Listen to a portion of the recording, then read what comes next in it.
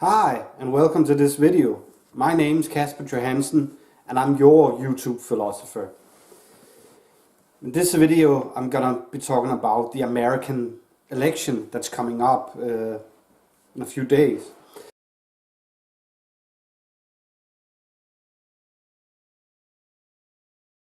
I would like to present to you a philosophical exposition, a philosophical view on that American election. I'm just trying to come with my views, personal views, but also philosophical views on why you should not vote for Donald Trump. If you live in America and you're American, this is my plea to you as a European who watches with concern for this election in the United States. I'm not American myself, but America is the biggest superpower in the world. I think it's important who leads America, because they essentially is the leader of the democratic Western world, and it's important who's, for me and other Europeans, it's important who has power in the United States. It's said that a philosopher should be unbiased. Well, this is politics, so I cannot really be unbiased in politics, can I?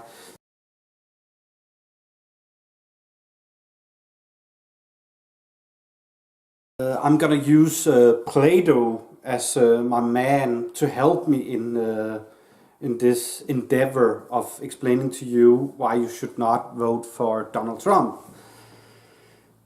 Because first of all, Plato was actually against democracy, funnily enough. I'm not against democracy. I love democracy and I want to keep this great democracy we have. But Plato, he foresees, that's one of his critique points of democracy, he foresees its death. He actually explains, he actually thinks about democracy in this sense that imagine a ship, which is a state, a democratic state, and this ship is being steered by all. Everybody wants to be the steward who's steering the ship. So the ship goes around like this, according to Plato, and it will hit ground and sink. It would perish, this state, because there's too many that wants to rule it and steer it. So it's gonna end bad, according to Plato, this democracy. But another critique point he also has, I love democracy, but one should be open to critiques about democracy. And one of Plato's other critique points of this democracy is that democracy will bring forth the tyrant. Because, according to Plato, we have democracies gives people too much freedom in the long run, too much freedom, and too much freedom makes people confused. They will end up bringing forth the tyrant. They will end up electing the tyrant. And this is where also my critique of Donald Trump comes in, because in my opinions he would become a tyrant, and he will in the long run be instrumental in kind of a death to democracy. Maybe, I don't know, I'm not all-knowing, I don't know anything, but he is a dangerous persona, a dangerous politician if you love democracy, because he comes across philosophically as anti-democratic. He seems more adherent to a fascist philosophy. And if you also take his words himself, I alone can fix things.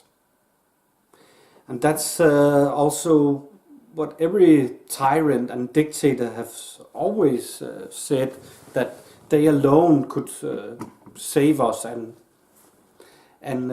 they alone can fix things. While Hillary Clinton, or the other mother, she talks about trying to unite everybody, and that we all together can accomplish things, that this is about all of us.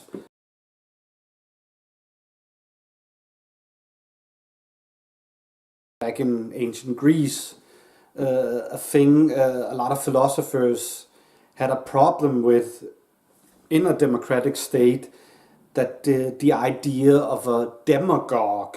It's funny in this day and age, a lot of Americans has trouble to identifying the basic demagogue when he comes forth in politics.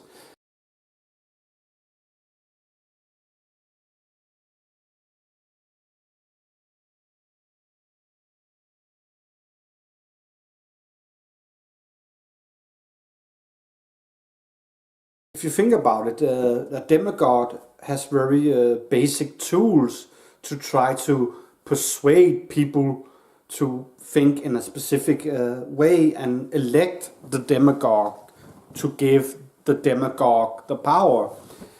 And the demagogue, he uses very simple tools, and this is from way back in ancient Greece. He puts people against each other. He tries to divide people, so they fight amongst themselves. The mob, they fight amongst themselves and forget all about the real problems. It's kind of like in ancient Rome, where they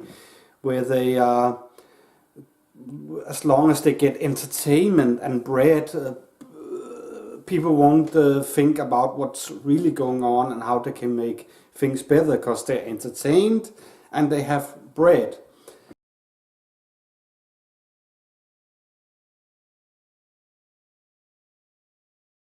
The demagogue is like also the modern dictator, like Hitler, Mussolini, and Franco, and so forth. The demagogue and the dictator, he puts forth the idea that he's a savior, that he alone can save people and build up a great nation with himself as a savior.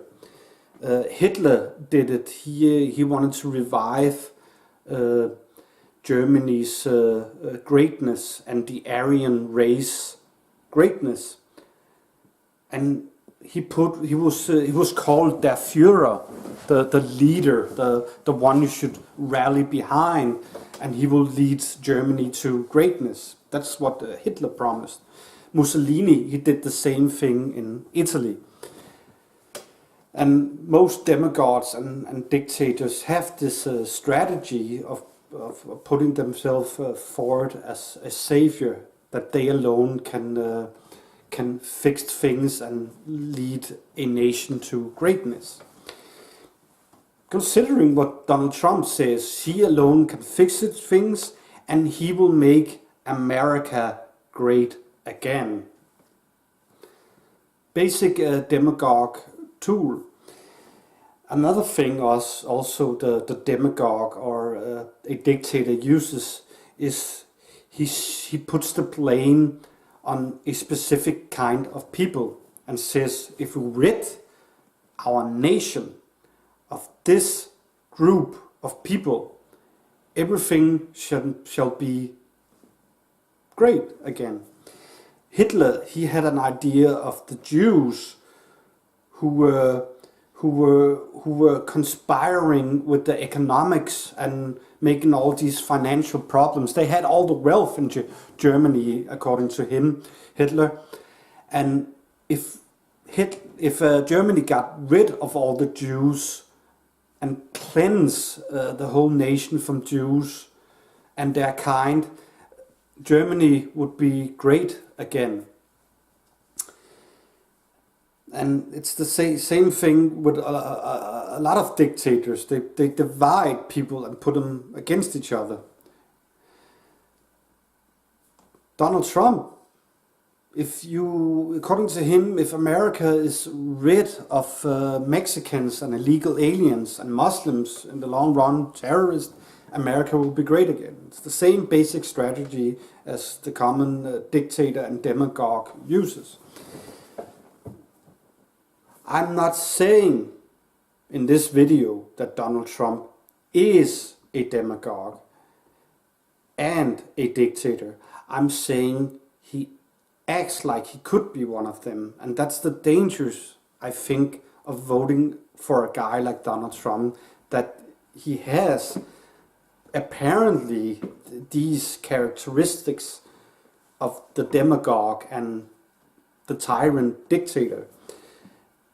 And as Plato, the critique from Plato, that's my point, that democracy can die if we're not careful, especially if we bring the tyrant to power ourselves.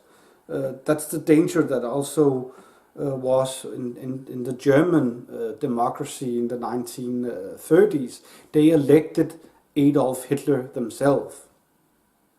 They gave the tyrant the power themselves. That's the dangers of democracy. We have to be careful who we vote for. We really have to think about who we vote for.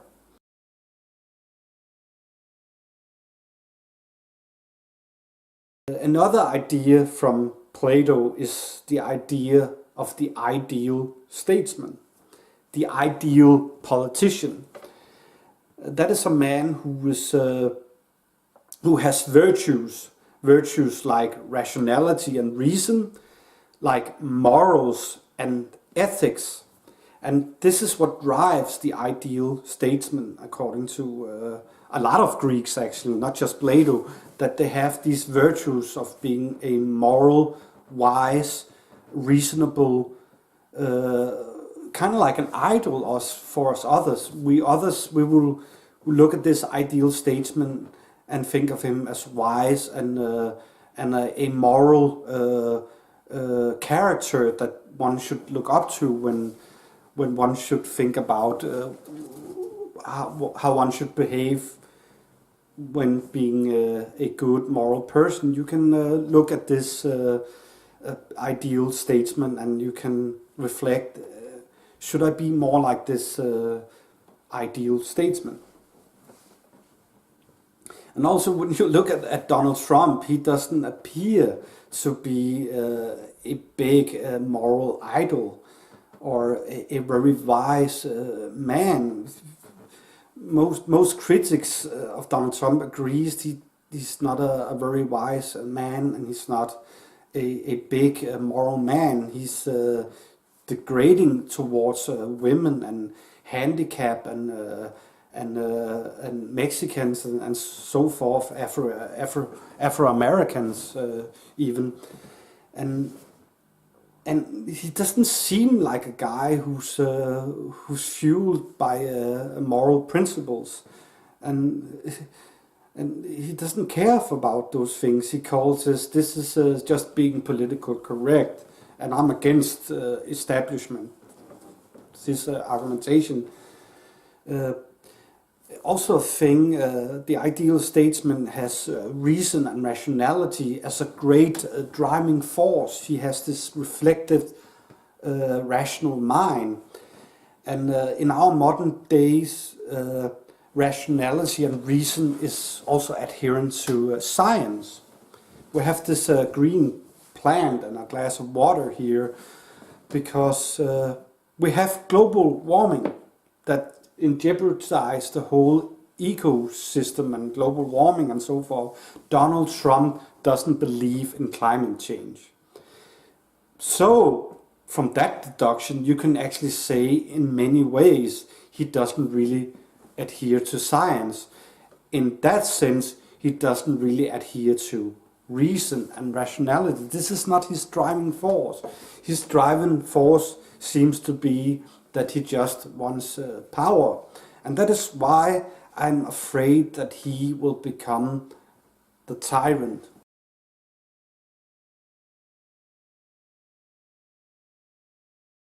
If you love democracy, hear me out as a philosopher. This guy, from a philosophical perspective, has the characteristics of a demagogue and a tyrant.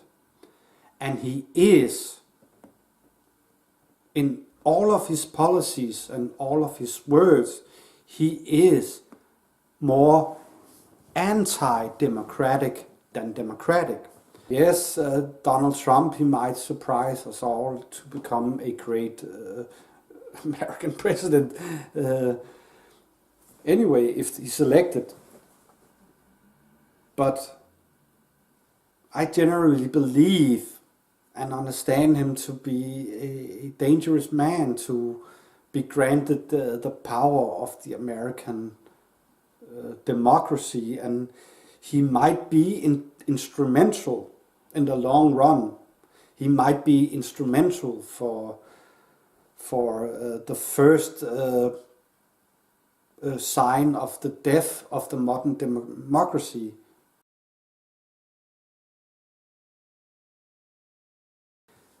I'm not saying Hillary Clinton is the ideal statesman. I'm not saying that in this video. She might be a liar, she might be fake, she might also be a tad corrupt, I don't know. There are corruption in our societies. Politicians are a bit corrupt sometimes, probably. But I'm with a lot of people said you should vote for the lesser evil. And in this sense, Clinton is not a threat to our beloved democracy, and she might not be the ideal politician, but I think she will bring more great politics with her in the long run. Hopefully I just gave you stuff to think about in this video, and I'll see you in my next video, hopefully. Bye.